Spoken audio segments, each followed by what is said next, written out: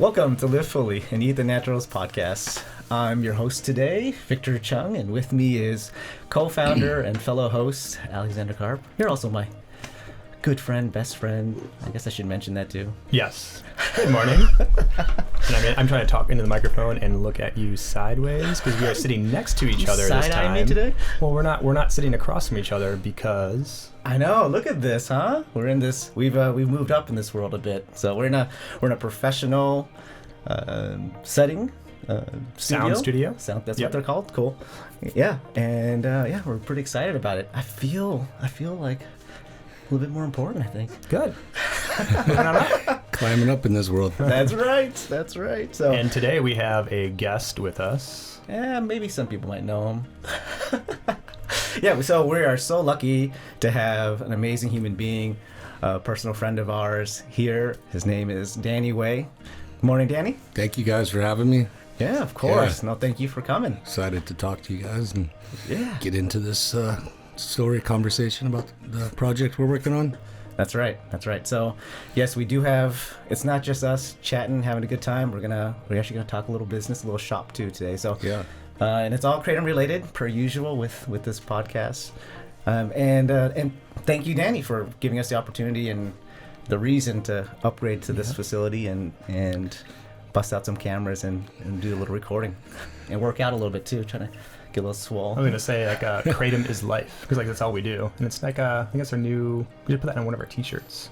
Oh yeah. Kratom is life. Kratom is life. All right, yeah, we're doing merch, so that's coming out too. So anyway, so today it's gonna be about Danny, his story, and what we've been working on for the last, I don't know, a year, more than a year, something like that. Yeah, it's been a while. It's crazy how it goes by. Mm-hmm. And so let's get into this. Let's go. All right. Okay, so Danny, tell us, for those listeners who don't know your story, which I'll be shocked if they don't, tell us a little bit about yourself. You know, I grew up in San Diego, Southern California. Stepdad was a surfer and always had skateboards around when I was a kid as well. So, you know, I got into surfing at a real young age, and we lived in Cardiff, California, and we would drive down the freeway and could see that there was a skate park called the Del Mar Skate Ranch on the side of the freeway there, right off Via de la Valle, where the mini golf courses and the driving range. But we were kids. My brother and I were like looking out the window, and we were seeing these guys blasting airs out of pools, and you know, obviously captivated us pretty intensely. So our dad took us straight. He got off on the next exit and took us to the skate park and got us memberships and boards, and Wow. That's where the love for skateboarding and my passion really began. You know, That's awesome. How old were you? I was 6 at that time. Wow. So Wow. That's cool. yeah, I forget what the age, like how old you had to be, but I had to lie about my age to get a membership, but it was worth every bit of it. Yeah, that's right. Yeah. That's right. That is so cool. But that's the beginning of my skateboarding story. And from that point till now, it's been quite a wild journey. And, you know, at that age, I never really looked at it like, oh, this is going to be my career path or, you know, my profession. And it was going to be something that would be just my life. Mm-hmm. And so it's quite, you know, looking back, it's quite a, you know, weird, crazy feeling to see where it began and then all the things that transpired from that. Yeah. And we're here today. Was your dad disappointed at all that you didn't go in the surfing route? I never quit surfing. I mean, surfing's like one of my favorite things to do. Mm-hmm. I would prefer to surf over skateboarding if the waves are good any day of the week. Like surfing's definitely my favorite. But as a kid, I got moved around a little bit around North County, and actually got moved to Vista here at one point. And I didn't have access to the beach like I did when I was younger. So, you know, especially like now, daylight savings is happening. Like, you know, if you got out of school at 3, you got 2 hours to get your skate stuff and get to the ramp or the skate, you know, whatever platform you're going to. But I typically was skating ramps when I was younger. And Vista, this town right here, had some of the best ramps in the world at that time. Del Mar Skate Park got closed down in 1988, and it left all of us kind of wondering, what do we do next? And ramp skating started to become the primary genre of skateboarding, based on the fact that there was no skate parks left from the 70s and the 80s. There was like a huge explosion of skate parks that happened, cement skate parks in the 70s, and there was a few left over in Southern California that made it almost to the 90s. And at that point, if you didn't have a friend that owned a ramp, and you love skateboarding, you were kind of forced to go out into the streets. And that's really how street skating was birthed, was the accessibility to skateboarding facilities. Most kids that had skateboards, ramps back then had parents with money. What we did is we would go at night to find the construction sites, stack as much plywood and 2x4s on our skateboards as we could, and just roll them down the street and hide them, until we had enough wood to build a ramp. Yeah. But, thank God that we never got caught doing that. And, but we appreciate the generosity from all from all of the developments that helped inspire us to keep skating. But so anyways, that's kind of where it started. That's, that led me to, having to learn how to skateboard in all genres of skateboarding. I couldn't be one-dimensional, because there were some days I couldn't get to a skate ramp. So if I wanted to skate, we'd have to go out into the streets. And so I grew up in I think a very lucky moment in skateboarding history, where there was so much to be paved, and so much hadn't been done yet.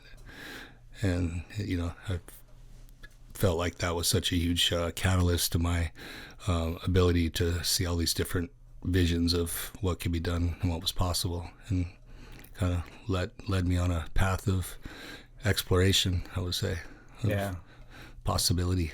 It's amazing going from humble beginnings of stealing wood to make your own ramp to, inventing the mega ramp and, making these giant crazy structures and breaking records. Yeah, it's a trip, it's funny because the first couple we didn't have anyone to build the ramps either. We were like, we got to figure this out ourselves. And I'm talking 8 years old, 9, 10 years old, building legit half pipes, and not, we're kids learning how to use skill saws, and not dangerous at all. Not dangerous at all. But I look back and I'm like, wow, I can't believe how much we did as kids to make this happen. We were so into it, and seemed like most of the kids that I surrounded, or that I gravitated to or skated in that era, were kind of kids that didn't have much. They were kind of, I wouldn't say misfit kids, but by default kind of misfit kids, But the things that we had to learn to keep our skating alive was was such a gift and a blessing in disguise. So the ramp building became one of my things. I started learn how to, first ones were really shaky and sketchy, and then I started to take notes from some of the guys that were building, the contest ramps and stuff, and seeing their techniques and skill sets, and adopting that, and eventually got really good at building ramps. And that, I think, is a big reason why, I was able to continue to see this evolution of scaling ramps and building bigger ramps, and understanding the formulas or the mathematics or physics in doing so. But all by default, never hired a physicist or any sort of, architect, or, never brought any consulting in other than looking into the past of what I'd done and what had worked and what hadn't, and then giving me the ability to go, okay, I think this formula is going to work based on the last one. It worked okay, but if I improve this a little bit or that a little bit, it's going to get better. And anyway, so that's kind of the background of the lead up to all the big mega ramp stuff and all that. Danny would have been a great engineer, wouldn't he? You know what I mean? Fellow engineer. Yeah, I think it's that trial and error. Skateboarding takes that. You just have to go for it. You talk about concrete skate parks and just the ramps, and it's impressive that you're willing to just look at that and go, okay, and just head into it, because it takes a lot of, I don't know what it is, courage or kind of willpower to kind of force yourself into that side is very impressive. Yeah, it's definitely risk taking, and you make a mistake and you pay the price, and you learn quickly to start to think about what you did wrong in the last try. And yeah, the human trial and error aspect really, you know, exacerbates the process of getting things right. That's right. So same with the ramp building. It's like, Yeah. you know, something, it's, you know, there's high consequences at that level of what, you know, where it evolved to. And so yeah, the designs, the, you know, the courage and all that stuff became, you know, such a serious aspect, you know. Yeah. And It's amazing too, because you know I've been so Bill here in the room here, he brought over some of your memorabilia.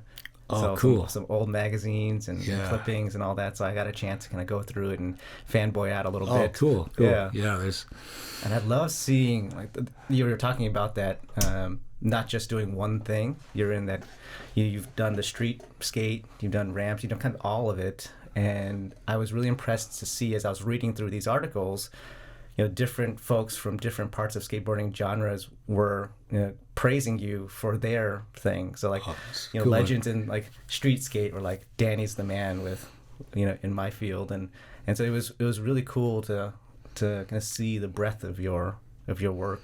Well, I appreciate that very much. And like I said, I feel grateful that I grew up in an era that there was so much unpaved, you know, ground at that point. Well, not literally, but, you know, as far as what's possible. No pun intended. There was a lot of pavement. Yeah. And it hurt. It hurts. That's right. But yeah, I mean, I'm, you know, like, you know, very glad that I was in an era where, you know, if you didn't know how to adapt to the street skating thing in the early 90s, like ramp skating just as quickly as all the cement skate parks got built in the 70s and 80s and got torn down for insurance reasons, half pipes became harder and harder to get access to because parents would get worried that they'd get sued, or, you know, they were sparse and you had to have that connection, and, you know, it wasn't something you could go do like right then and there. And street skating, you can go skate anywhere. It turned into an illegal thing at some point because of the, you know, no, similar to like graffiti, they categorize it as like, you know, you're defacing city property, so you're essentially breaking the law. So that became a factor at some point, but it didn't stop us. You know, we just got better knowing when the security guards were on you know, what other schedules were, or what's a rotation, what spots we could skate at what times, and so we just migrate around the city and you know, hit all the spots until we get kicked out in one and move to the next. And that's pretty much you know, what was happening in the early 90s. And then X Games came around. You know, I had friends with ramps in the early 90s too, but all my friends that I typically grew up skating with were just kind of more like, I'm just going to skate street because it's so much more convenient.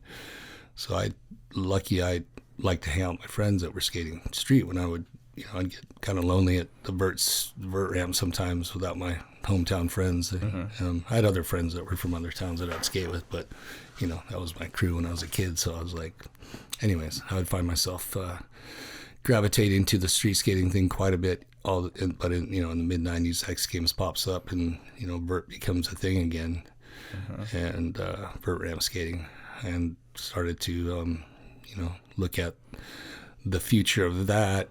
And as you see now, skateboarding's in the Olympics, but it's kind of crazy that vert isn't, and mega ramp too. But anyways, at least skateboarding made it to the Olympics. But you know, I always wanted to, you know, if it ever happens someday, I always had the dream of being a part of that.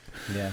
So I always kept my vert skills tuned, you know, most of my career. Just I love skating vert, but also knowing that someday could be a thing. And, you know, there's a lot of guys that skateboard and they don't, you know, they grow up in the street skating environment or whatever, but never have gravitated or experienced skating and vert ramp, which is, you know, kind of, you know, there's no right or wrong to people's skateboarding, you know, what their approach is or genre they choose, but there's a lot of segregation in skateboarding, you know, culture as far as what people do. And, you know, so the all-terrain vehicle mentality was always my thing.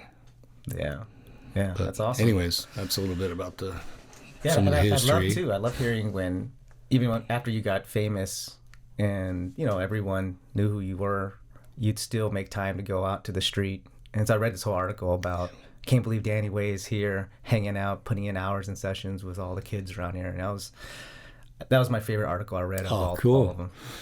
Yeah, I've been doing that quite a bit lately too.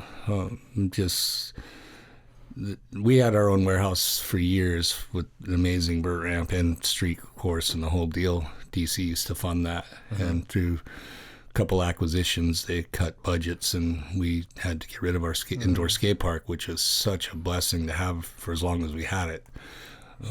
But now it's like there's a few ramps in North County that are really good, but most of the world of skateboarding has gravitated to this area. So Tony Hawk's got a really great ramp close to here. Yeah.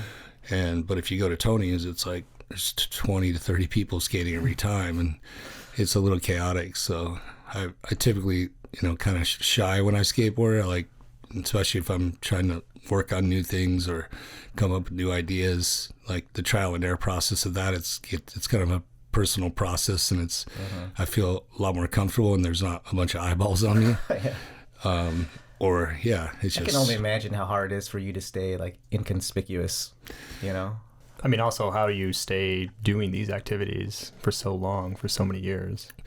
Yeah, I mean, the sustainability of it has been a dance for sure. I mean, through all of the injuries and rehabs and, just kind of trying to find different paths of conventional and unconventional ways of staying healthy. Because, there's, from what I've learned throughout my careers, there's a time and a place for the conventional stuff. If you need a knee reconstruction, you're not going to go see a chiropractor or a massage therapist for that. I mean, there's only one way to deal with that. Yeah. But there's a lot of other things you can, other pathways that are more holistic and not conventional that have been a huge asset and a big piece of why I've been able to skateboard from, the first time at 6 years old at Del Mar Skate Park till 49 years old today. And it's amazing. When I was a kid and I finally realized this was going to be my career path, and I started making money doing it, and realized that I'm a professional skateboarder now. I didn't think I was going to make it past 30. So I got to 30, I was like, wow, maybe I can make it to 35. Got there and I'm like, I'm still going.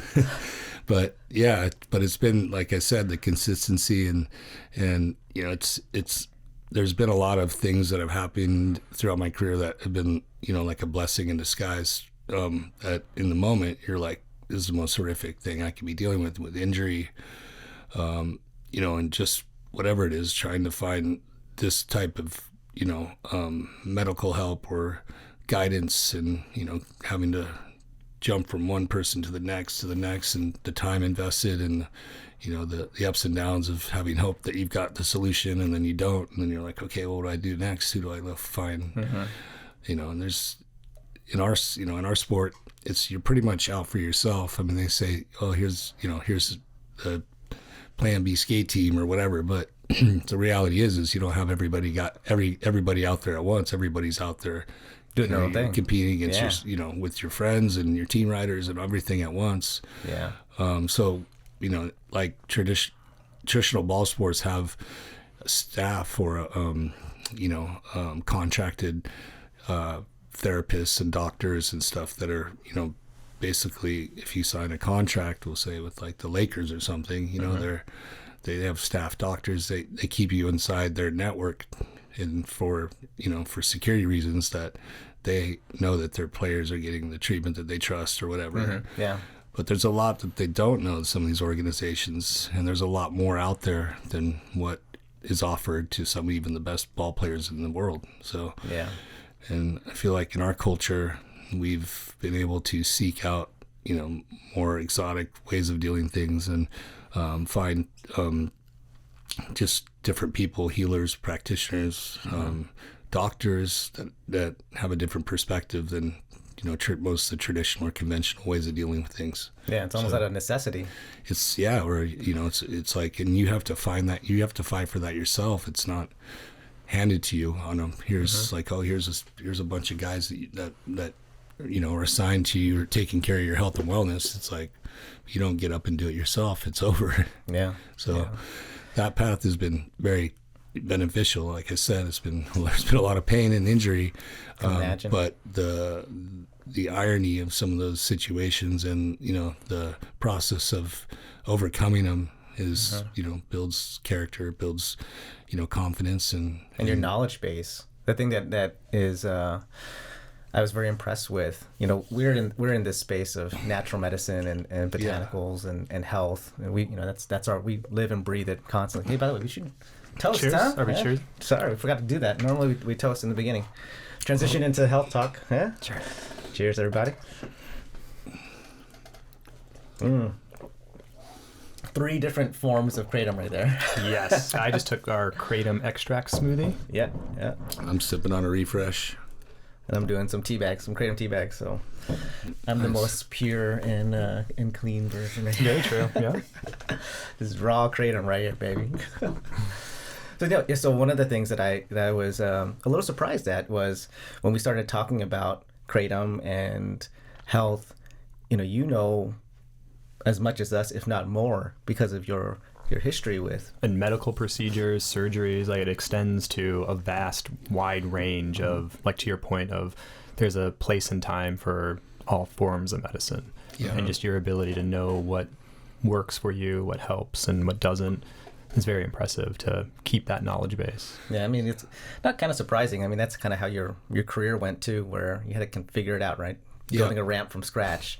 You had to figure out your own health too, and that's built up this, like you were talking about, this huge wealth of knowledge, from all those experiences. And I can imagine those injuries that you had. Some of those were horrendous. Your neck injury that you suffered, and going through all of that. Yeah, I just had a little relapse of that the other day. I fell pretty hard and whipped my head into the ground, and it's like a ticking time bomb in there. So it set off a bunch of stuff that I was like, whoa, did I just start this all over again? But it's calmed down quite a bit. That's good. But yeah, the knowledge or the experience in the things that I've gone through is definitely something that, I don't think you could put a price tag on it, because I don't think there'd be too many people that would be willing to go through the process of what it takes to attain that sort of education. Yeah. But it's such an asset to be able to have that sort of knowledge or wisdom and be able to share it with other people at this point in my career. So let's transition. So how did you discover kratom? At this stage of my career, I've had 28 orthopedic surgeries. Wow. And I have one pending right now that I need, and I've just kind of been putting it off, because I've been getting away with, I have another blown ACL in my left knee, which I've had 5 knee reconstructions on already. Wow. And there's a couple ways of dealing with that. The ways I've experimented with synthetic ligaments, which you can't do in the United States. It's not FDA approved. But, for what the circumstances were before, like I had my first ACL reconstruction and I used a cadaver ligament, which failed pretty quickly. And it also set me back quite a bit because I'd done the rehab and everything. Really, I was like on top of making sure that I did everything right, because I didn't want to, ruin, like injure that again and be out for as long. Like I was out for like a year or something rehabbing that. So when I came back, I was a little bit like, okay, I got to make sure that I, maintain my strength and, not go too hard, too quick, whatever. But it was something simple that was like a few months after I, got to the point where I was like, okay, I got it. I'm confident again. I think my knee's strong to go hard. But it wasn't even something that I was super surprised, but I just stepped out of something weird and kind of ran down this, this transition and I felt it like pop. And I was like, that wasn't that bad of an impact. I just didn't expect that. So went in, got an MRI and my doctor was like, yeah, it's shredded to pieces, but he said it didn't look like the tissue was alive, which is a big part of ACL they do grafts, allograft or cadaver grafts. Allograft is usually when they find somewhere in your own body to harvest the tissue from, usually out of a tendon, like a hamstring or a Achilles tendon or something like that. But I was never pro doing that because I knew that I needed every piece of my body I could keep, preserve as much as possible. Yeah. So I'm like, I don't want to rob my one knee for the other. That would be, I'm hurting something else, and it's a possibility I might hurt this thing again. Then at some point, I'm going to have all these potholes in every one of my tendons, like from cutting out chunks of them. But so I kind of came up with the decision not to do that ever. So I was in limited choices at that point. It's either a cadaver graft, and then I heard about these synthetic ligaments through my friend Matt Hoffman, which they don't last forever, but you can go from depends what you did to your knee, but if it's just the ACL, you can obviously injure all your MCL, your LCL, or your PCL too. But if if it's just that, and even if there are some other things you did in the process, you could basically go from if you did they're called Lars ligaments, you could make it back in 6 to 8 weeks from one of those ACL reconstructions. So at that point, when I was a year and a half into that, comeback, I was like, I can't do another year of how I'm going to miss a couple of years of skateboarding right now. And I'm not in the, I can't, that's too much time. So I'm like, what, I'm going to do one of these synthetic ones. And I did. And I was back in the game in 2 months, and, still a lot of, if you add it all up, it was still a lot of time I was out. But that one lasted for a few years, and then I blew it out eventually. Wow. So I went and got another one because I just was like, I just don't want to keep taking it's a solid year till you're completely confident on ACL reconstruction, a traditional kind. So it's not something especially at this stage of my career, to take that much time out to do that. So time is precious. Contemplating on getting another Lars ligament in my knee right now, but it's a process because I got to fly out of the country, and they don't take insurance, so I got to pay cash for it. It's just whatever. I mean, I'm skating without it right now, and it's working, but I could tell it would be a lot better if I had it. Yeah. But anyways, I'm pretty burned out on surgery, but if I do get this next surgery, which I'm on the fence of making a plan to do it, but I'm gonna do it. I want to participate in it, because one thing I've learned through the surgery process also is, obviously anesthesia is not that safe. I've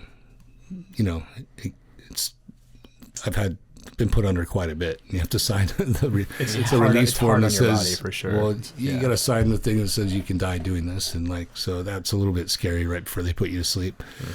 You're saying it's hard on the body? Yeah, and general anesthesia is just notoriously, it's very taxing on the body. I mean, that's why people go into recovery rooms, and it takes them several hours, days to kind of come out of it. And so it's not an easy process. I mean, it's not something you do just to do it. It's definitely last resort. You have to do it. Yeah. Well, I mean, I did it a couple of times with Steve-O just as a contest. But my main reason, there's that aspect. It's obviously a little bit morbid that you got to sign the contract that says, okay, I can die doing this. But then the other thing is just the making decisions, while they're, the doctors are in the midst of doing the surgery. That's what you mean by participating. Yeah, because I've been woke up a couple times from surgery thinking it was all done, and my Dr. Previte was like, I didn't want to do this because I didn't know what you would think, and I needed your opinion. And I was like, man, why didn't you just do it? Now I got to come back and get put to sleep again. So I started to realize that staying awake for these surgeries is the best thing to do. So that way crazy. I can not only, you think about it though, it's, it is and it isn't. Obviously you get enough local anesthetic, you're pretty numb. Okay. But it's more the visual stuff that kind of gore you out. When they're drilling, and they're using tools that you look like you can buy at Home Depot, just huge long drill bits, and they're medical grade, but they do look a lot like stuff you find at a construction site. So, anyways, yeah, seeing a drill going through your femur and your tibia and watching blood squirt everywhere. And Oh my God. or coming in with the scalpels and making the incisions. And I mean, Nicole's if going to vomit here. if you can get your head around that part of it, then, it's only, maybe 45-minute to an hour process. So it's not, you can hold your breath that long. I guess it's worth it considering like I said, the education aspect of it to me has become the most, it's like I didn't finish high school for the skateboarding career. So I've tried to gather as much information from, just from being in the business side of things to all the medical stuff that I've done and, really soak all that in. Yeah. Because it's, the default education was as far as that was like my 2.0 of going to college or something. Yeah. My chance to learn. So. I know you've talked about having big plans for next year. So if anything, I can encourage you to get the surgery now, and that way you can recover. And so I'm really excited about the things that you're going to do next year. I know. I just, I got to figure it out. Yeah. Yeah. So back to Kratom again. So when you're going through these surgeries, were you taking Kratom at the same time, or were you using other things? Well, in the beginning I wasn't. Again, following the Western protocol, it was like, hey, you're going to have surgery, and we're going to give you like painkillers take home. The amount of injuries I was having consistently, I started to get pretty immune to the basic ones. So like a Vicodin wasn't really doing much for me. Then they put me on like Norcos, which are like 10 milligrams, it's 10 milligrams of hydrocodone and 325 milligrams of acetaminophen.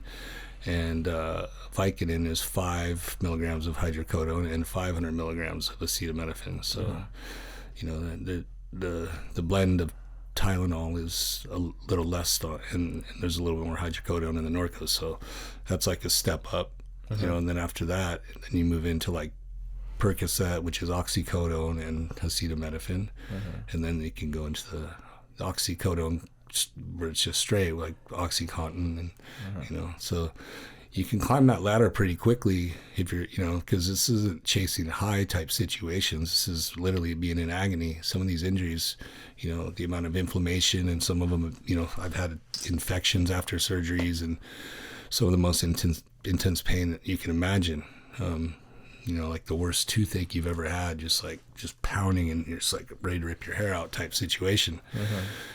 And so, you get desperate for relief. So those drugs at some point have to work, and then it's an easy trench to get lost in. And again, it's not like, there's people that are searching out these drugs and using them to get high. And then there's people like me that have been exposed to them for another reason. But regardless of your intention of using these drugs, your tolerance multiplies so fast, and there is, then you do become physically dependent quickly. So it's a hard thing to, just to jump off and on that train. Yeah. I mean, it seems that because typical opiates will recruit beta-arrestin, and that's kind of what some of the research shows, is that recruitment causes tolerance. So even if you have that same kind of chronic pain, you kind of need to keep increasing that medication just to get the same relief, which is kind of what leads us into these, this epidemic we have right now. Yeah. I mean, and it multiplies like crazy too. It's like if you're taking 2 one day, you take 4 the next, then you need to take 8, 16, 32. That's how fast it multiplies to get the same relief, to get the same. So yeah, that's why people, move up into the dangerous doses and the most heaviest opioid medications out there, which these days they're not even, most people are using stuff that are created by the cartels and sold on the streets, which is super dangerous. Fentanyl epidemic that's going on right now. And fentanyl has such a bad rap, which I agree, it's an opioid drug that is very high performance, but used in the right setting with the right dosage plan and managing that correctly, it's pretty safe if you're getting it through the pharmacy and you have a doctor that's regulating it. And that in my process of dealing with pain management from all the injuries, I got to a level where they were giving me pharmacy grades fentanyl, and fentanyl patches and things like, you know, there's drugs that they give me that I've never even, I mean, people that I know that know these drugs very well are like, what did you have? I've never heard of that one. And I'm like, they were just trying out, because yeah, I mean, they made those, taking pills started to make me sick. So then they were like, oh, we got sublingual fentanyl, and then those are like the lollipop ones, but they're full of sugar. So then all of a sudden you're getting cavities like crazy, because you're sucking on, it's almost like a hard candy inside of your cheek, and it's on your teeth. And, you know, that there's, yeah, then, you know, then there's drugs called like Subsys, which are a spray that you spray under your tongue, or Fentora, which are these pills that they're sublingual that dissolve under your tongue. So yeah, they tried all that stuff on me at one point. I was just like, this isn't where I wanted to be, and I knew that, you know, it was something I had to deal with. Like, I had to figure out another solution.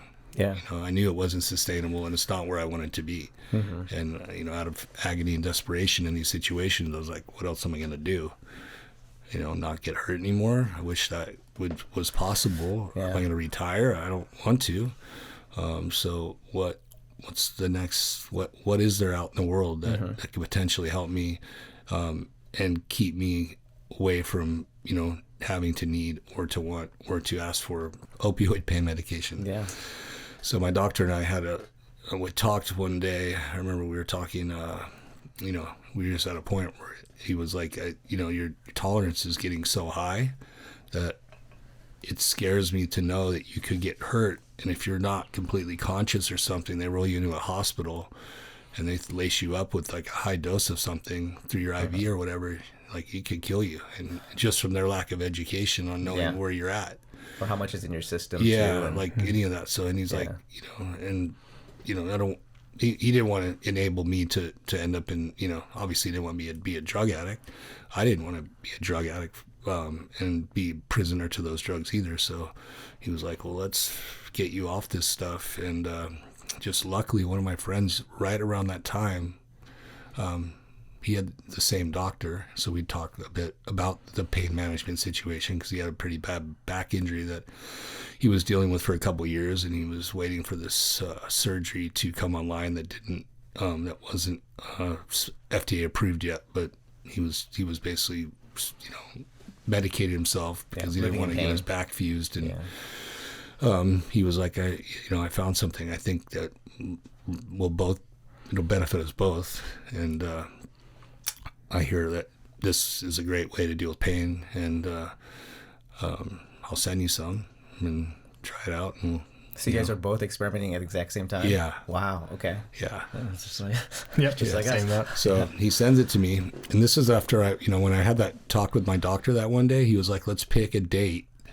and we'll taper you off these drugs. And then, you know, I told him I'm not taking any Suboxone or anything like that. Like, if I'm not going to be on something, I'm not going to be on it. I'm not going to like substitute these for those and still be a prisoner to that.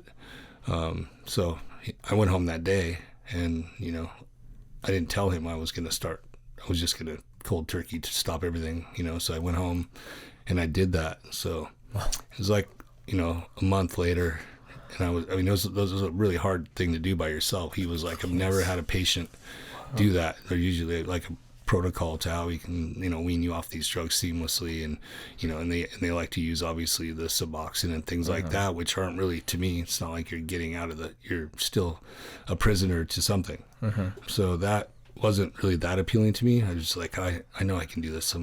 I can put up with it for, you know, a couple of weeks, but I'll tell you right now, that was like, then this is like right after I had like, I think it was like 6 surgeries that year. And that's why I was so, you know, that's how it got to that level. Yeah. And then they had me on the patches, because it's like, okay, in a month you're going to have another surgery. So the patch, instead of having to go through the withdrawal and then back on and on, like, he was just like, let's just keep it kind of smooth through this, and then we'll deal with that later. But yeah, so I do know cold turkey. And then it was like a month later, my friend hit me up and he was like, yeah, I got this stuff, we should try it. but I was already completely detoxed at that point, but knew that I'm like vulnerable because I'm going to be that any second if I'm skateboarding I could have an injury and I'm right back in that trench. And then there's also the what's the precipitated withdrawal? There's some term for the just taking one little bit will get you back into addiction. Yeah, again. like yes. you go right back. It's post-acute's after the fact. Yeah, I can't remember what the term is, but Nicole's already Googling it right now. I think it's precipitated withdrawal. So you got off. So you went cold turkey. You didn't have to use anything, not even Kratom, to get you through the withdrawal.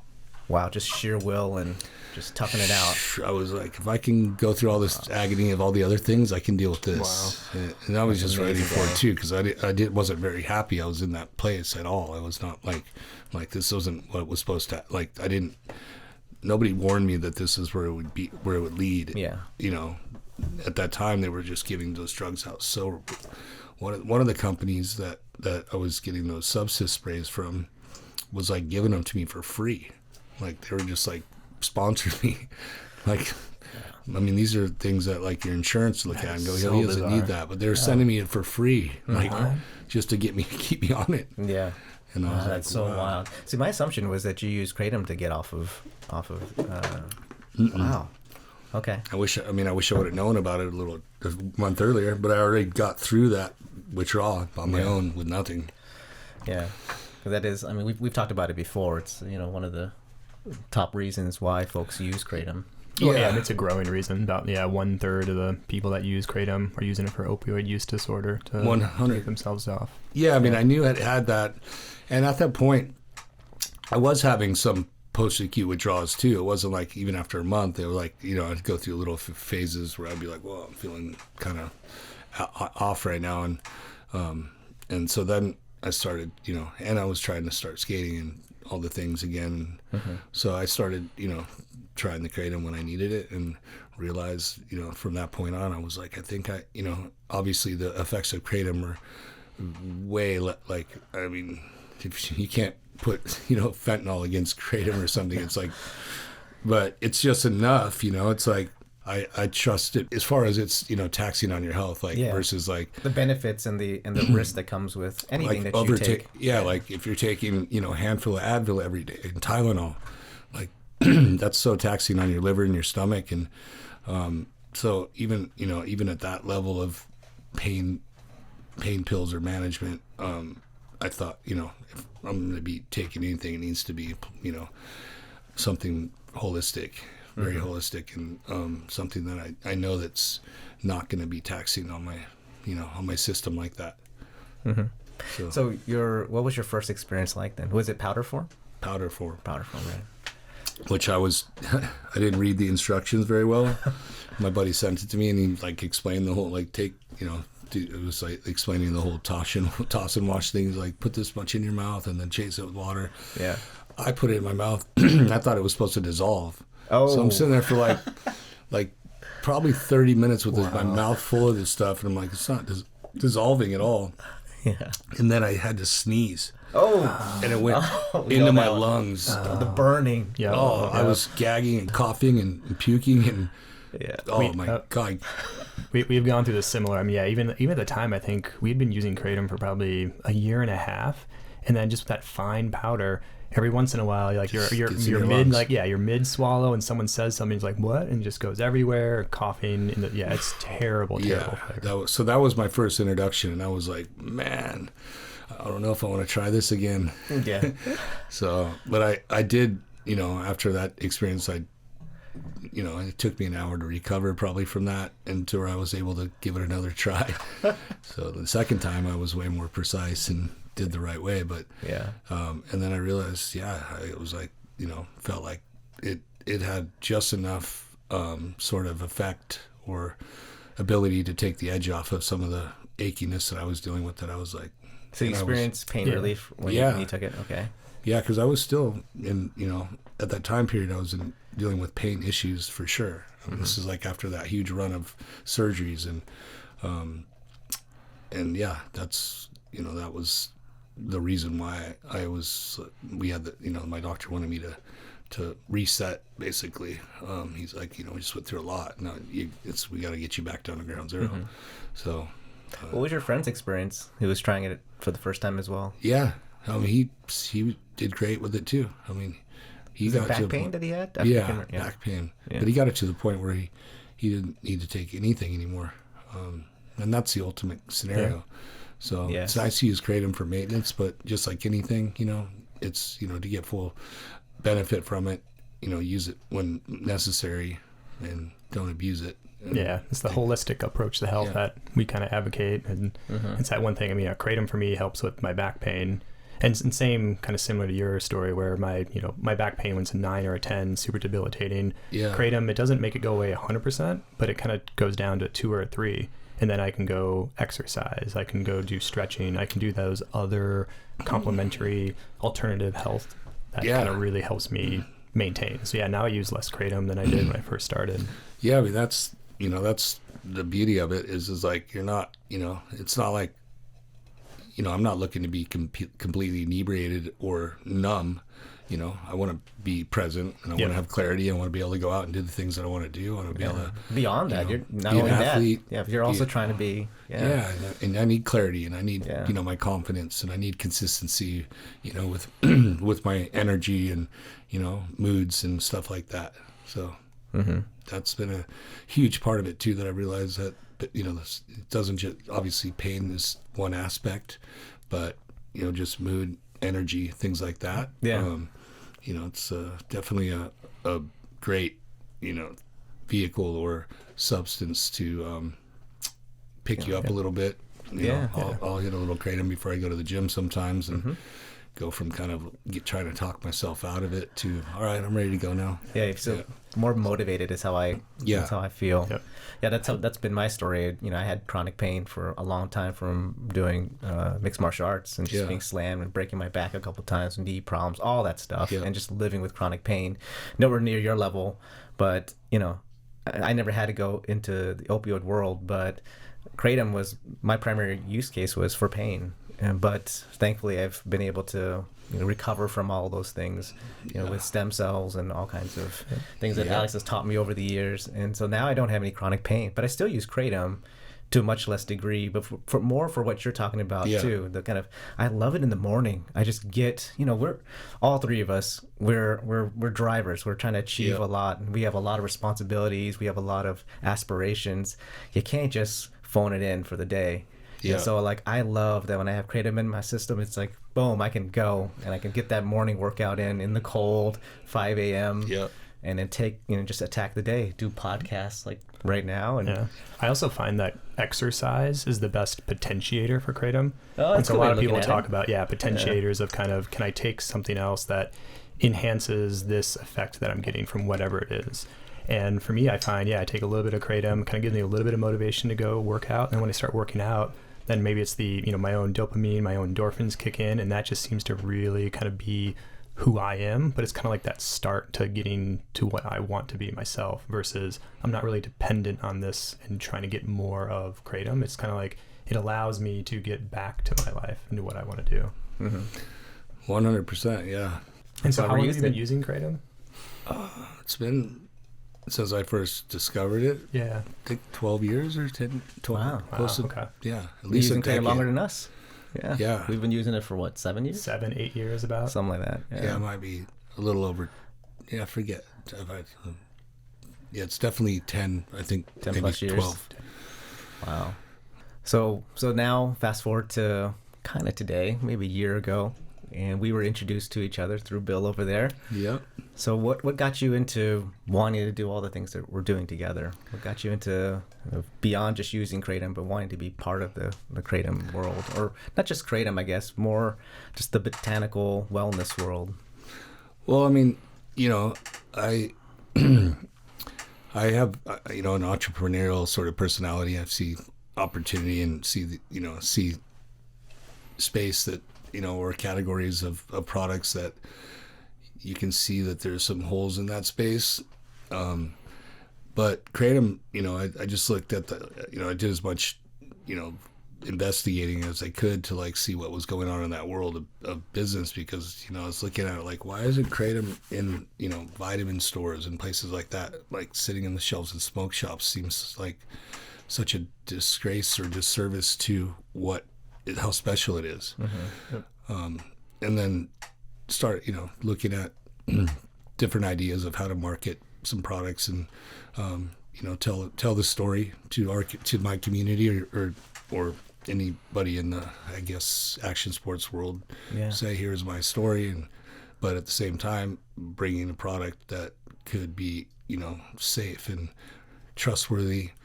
I know that a lot of the products that exist already, from just my own research and investigation and trial and error of using some of those products, aren't that great. And there's from one bottle of that powder to another, it's like, seems like it's very inconsistent. Mm-hmm. One will be a darker color than the next one. They say they're the same strain, or there'll just be some weird stuff in it that just, I don't know, just like chunks of weird things. And Yeah. Yep. Yeah. I remember all those. Yeah. Like, I don't know what it is, but yeah, it just seems like they're just like throwing this thing in a big blender or whatever, sort of processing machine. I don't think that they probably have any sterilization protocols or anything in the environment that they're packaging this stuff in or whatever. But it just seems like, it's pretty dirty. The products that I was using or exploring or experimenting with. Yeah. God, that's our story, and unfortunately, it's the story of so many people that are introduced to Kratom. They go to a convenience store, gas station, smoke shop, and they pick up this thing because they hear, maybe some amazing story of somebody that had their life saved because of Kratom, and they try it, and they have this, awful experience, and for all the reasons that you're talking about, we experienced it too. Yeah. Yeah, I mean, Kratom's unregulated, which is good in some sense because it's available to us and available to researchers, so we know a lot about the pharmacokinetics, how it works now. But it's also unregulated, meaning as a consumer, they don't know what they're getting unless they really try and look for brands that test and put information on the bag, provide COAs. Yeah, it's just frustrating from a consumer standpoint. Mm-hmm. Yeah, I mean, especially if you're using it for those reasons, if you're using it for pain and you need, and you're mixing things with other potential substances or supplements you're on, like it's kind of a Russian roulette going to buy Kratom at a smoke shop. If you don't know what if you're not don't know the brand and don't know what's really inside those packages. Yep. Yeah, I mean, that was the exact reason that we started ETHA, was we wanted to provide that quality, consistency. And then we purposely made choices not to sell in smoke shops, head shops, because we wanted to elevate that consumer experience, really kind of go after people that wanted to manage their health and wellness and provide that just transparency of what the products are. Mm-hmm. So through my just gathering information mission, and kind of visualizing a potential product line, it started to become more and more intriguing to me. Mm-hmm. Especially knowing that how much people are starting to become aware of Kratom and seeing the potential of its growth in the health and wellness category, and it being such a big I'm such a big testimonial for it in so many ways. Absolutely. That I really believe in this leaf, this tree, and what it can do on so many levels that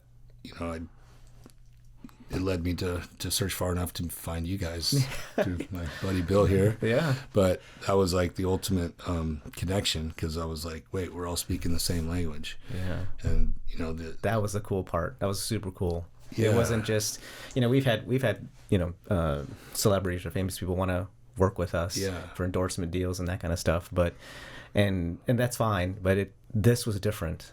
This was finally talking to somebody that wasn't just trying to make a buck.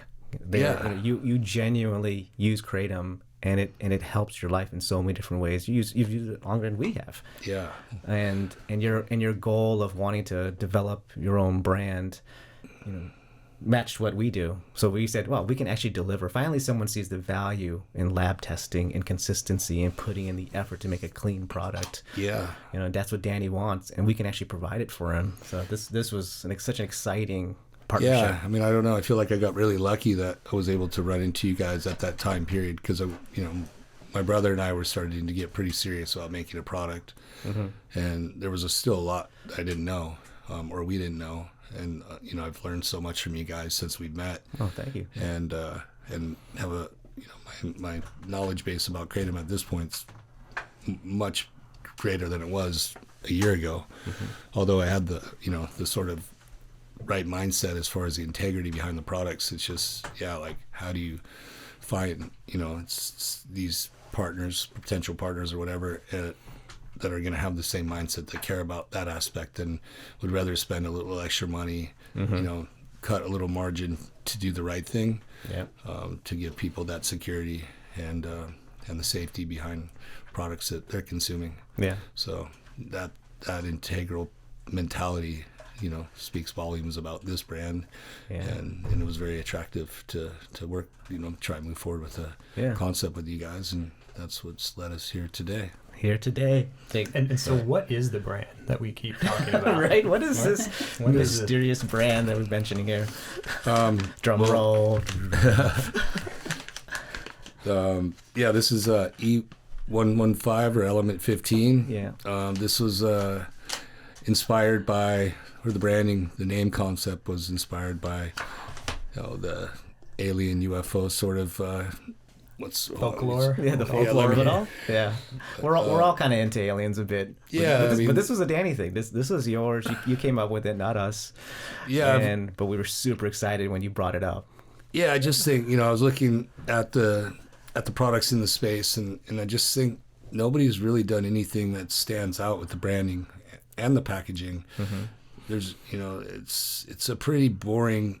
You know, when you look at all the products, the packaging and everything, it's such a sort of inviting looking. Yeah, I mean, it's like a lot of leaves, a lot of green, a lot of like over the top, masculine, like or like recreational type gearing. It's just like, well, this plant, like Danny, you said, is like I know it's a sacred plant that has all these health properties, and it seems like more of that branding is going towards this kind of just, I don't know, a consumer that's not really looking at that health and wellness aspect of it.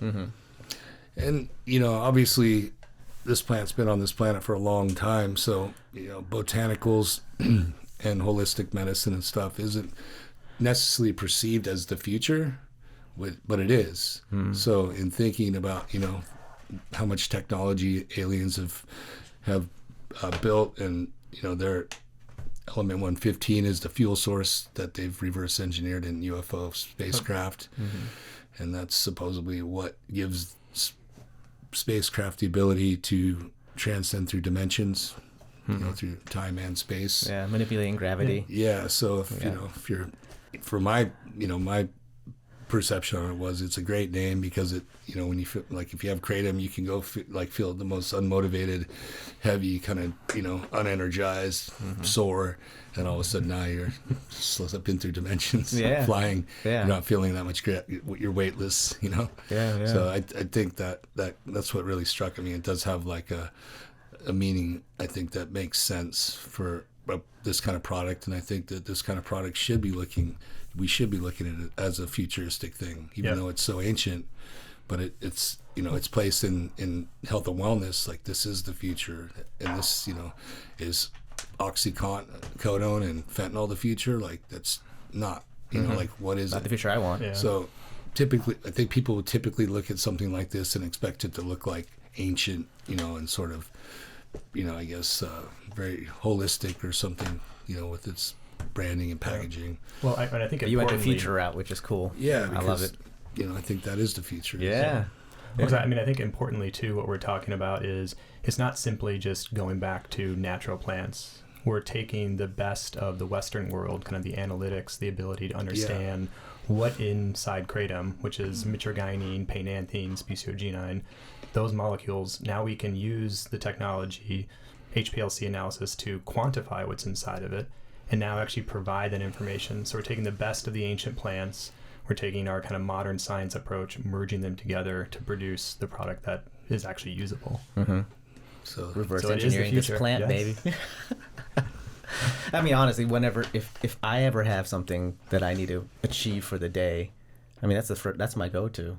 You know, like, so if I really want, like, our tagline is go beyond. I mean, if I need to go beyond, whatever it is, be the best dad, you know, land this business deal, just crush it, be an amazing, you know, friend to somebody. Like, I'm gonna take some Kratom and yes, I need Kratom to hang out with you.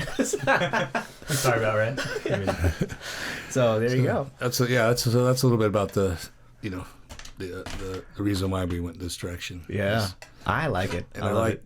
yeah, I mean, all the different little taglines like particle accelerator, like there's just a lot of cool things you can do with that, you know, sort of, so many Easter eggs.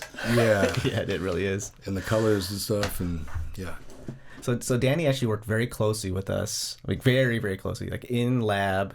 You know, we're doing different samples, different tests of all different types of ingredients and things, because right now we're launching with Kratom, but we are going to be introducing other botanicals as well. So this isn't just a Kratom brand. That's just our first set of products, but we will have others as well too. That the thing I love the Element 115 thing, the alien thing, of course. But the other part that I truly love is that this brand is you. It's your story. And so any products that are going to be released under this brand, you know, you use. This is actually a pivotal part in your life. And we're just trying to add the science and the manufacturing in to produce the product that you yourself can use and promote. Yeah, So- it's such an amazing opportunity because there are, you know, a whole, you know, thing. I wouldn't say a wide range of things that I use, but I do have some staple supplements I use throughout the day of every day. And, you know, I've always wanted to just make that vertical and, you know, have it all in one place and research or seek out the highest quality potential manufacturers or suppliers and Yeah. that obviously have the same mentality we do and give people, you know, some things work for some people and some things don't work for others, but I believe my program, I think, has been such a huge asset to my ability to function and maintain, that I hope other people can connect with all the products that we make and, you know, and get the same benefit that I am from my use of the things that I'm using to stay healthy at this stage of my age and career. Yeah. So there are a bunch of things that are in the pipeline. There's something I'm super excited about launching, hopefully, you know, sometime next year, early next year. But for now, what we're starting with are 3 different products. And these are the products that what we found was whenever Danny came around, you know, he would use these products. He would ask us for these 3 things. So we're like, well, it kind of makes sense that these are the products that we launch with. We could, you know, ETHA makes a bunch of different SKUs, a bunch of different products, Kratom in all kinds of form factors. And a lot of prototypes we have sitting around. So there was a lot of, try this. Okay, what do you like? A lot of trying this, try that. That's right, not just Kratom too. But these were the 3. So we find that our whole leaf Kratom tablets were the thing that, Danny, you would, you know, that's the thing that you use the most. Yeah. So we're like, well, we got to have too. that. Yeah, that's you too. So Yeah, that's a go-to for sure. The time release tablets, those things work wonders. Easy to get down. You're not gonna, if you sneeze, you're not gonna blow your lungs out with Kratom particles. But yeah, that's, you know, those are the go-tos. And you know, obviously I love the teas, the whole leaf teas, and yeah. So we're gonna start with a 2-ouncer, the shots here. Yep. Danny is a big fan of MCT. And so that's why his formula has MCT in there. So even though we make these tablets and these different products for ETHA, these are Danny's formula. So these are the stuff that he personally uses. It's the one that he selected for this brand. And so we're really excited about getting it out there for folks. Yeah, and we're young in this development phase. So as time goes on, I think, you know, have a pretty clever team here. And we will definitely come up with some interesting SKUs of things that will be innovative and won't be typical stuff you'll see in this industry. That's for sure. Well, that just means work for you and your team.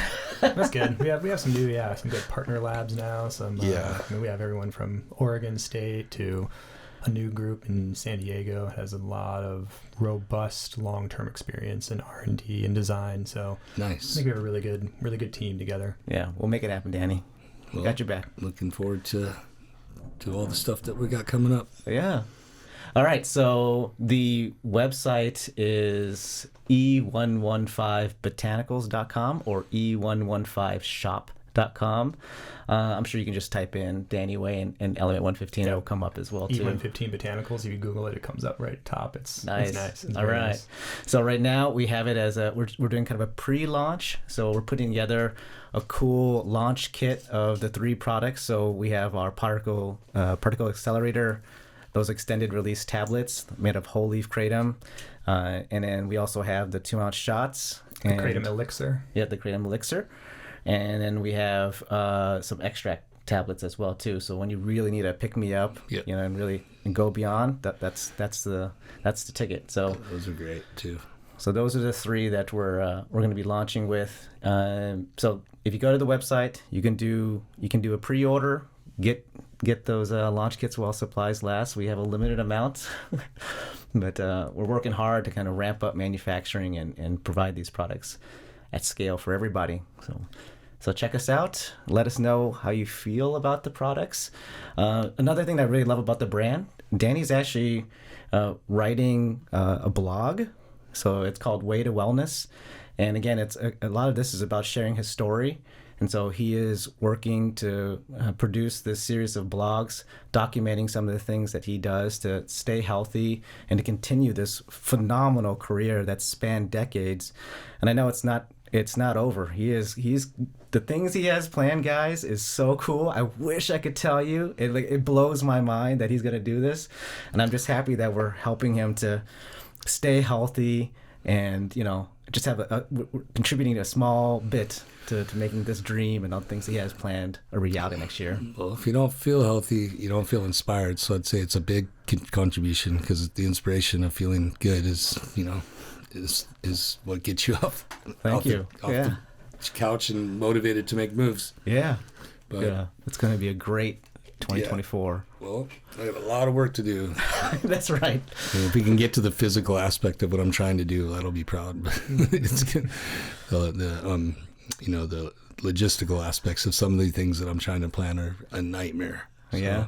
But they're all achievable. It always is, though, right? Because you're not doing things that are normal. There's no I'll just copy this person who did it before. Being a maverick means it's just going to be hard. You're the first and you're the only. So it's there's just a lot of little pieces of the puzzle I got to assemble, and there's only one person to do it to a certain point. So you got to get everyone convicted, and then you can start to build a team. So at first, you're wearing a lot of hats until you get your team assembled, which I've done. So now we're going to start moving pretty quickly, and next year should be an amazing year. All right, we'll get you back on here, and we'll share. We'll make announcements. And everybody check out Element 115 Botanicals. All right, we'll end it there. Thanks as always, guys, for listening in and following us. If you have any questions, or if you want us to bring on other folks, feel free to ask. I don't know if we can, but we'll try. I mean, I love my Rolodex, so that's right. If you want to talk to engineers, product manufacturers, I got those. Yep, I got some of the deepest, most technical talks that will. If you want to look for helping sleep, we got plenty of this over here. That's what my wife does. Lisa, right before she goes to sleep, she goes, "So, tell me about work." And I start rambling, and boom, she's out. All right, guys. Well, thanks for listening. As always, like I said, you have any feedback, anything, write to us at podcasts@ethanaturals.com. Follow us on social media, of course, and also follow Element 115 Botanicals on social media. We're on Instagram, YouTube, and of course our website. All right, guys, that's it. As always, I'm Victor. I'm Alexander. I'm Danny. And live fully. Awesome, guys.